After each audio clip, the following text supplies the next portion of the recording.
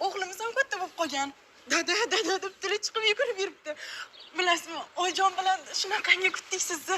Yaxshi keldingizmi o'zi? Ha? Nima? Nima ishing bor? Men senga nima kurortdan keldimmi? Yaxshi keldingizmi deysan? Nima qilib g'o'ddayib tursan? Bor choying bo'lsa choy olib kel. Bor dedim men senga. Xo'p, hozir uzr. Oyi. Oyijon. Assalomu alaykum.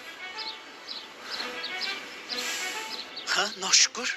Kela solib baqiryapsan. O'zini qarang befarosatligini. Befarosat deysan. Sen qamoqda o'tirganingda mana shu xotining emasmi?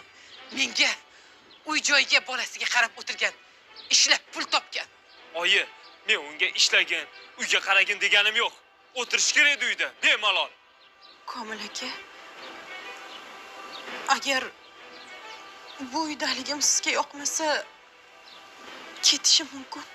Boshing ochiq, ketsang ketaver. Ana katta ko'cha, bilganingni qil, tushundingmi?